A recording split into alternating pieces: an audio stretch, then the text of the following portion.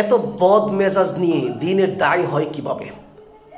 একজন মুরব্বী আলেম, বয়ানের জগতে ওনার জাল হাদিসের অগণিত বিস্তার।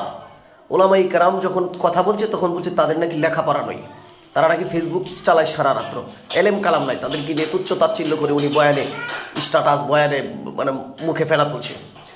সামান্য চুন থেকে পান খসলে, পান থেকে চুন খসলেই উনি মাহফিল থেকে চলে যায়, রাফ ব্যবহার করে। একজন দায়ের ব্যবহার কি এরকম হতে পারে?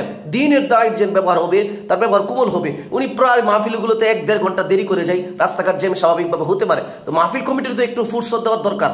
ওনার সময় মতো উনি যখন যাবে তখনই ওনাকে মাহফিলে বসায় দিতে হবে। কেন?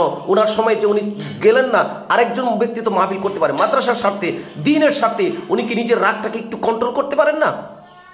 উনি কিছু হইলেই মাহফিল থেকে চলে আসেন, মানুষ এসে ওনার হাত পা ধরে। আর জনসাধারণ কি বলবে? একজন আলেমের মেজাজ তবিয়ত এতটা খারাপ হতে হয় কি করে? সবাই মুরব্বী শ্রদ্ধাভাজন ব্যক্তি যারা, ওনাদের কাছ থেকে যদি জাতি এরকমটা পায়, তাহলে ভালো কিছু পাবে কার কাছ থেকে? দিনের সবক যারা দেয় তারা নিজেরাই যদি সবক গ্রহণ না করে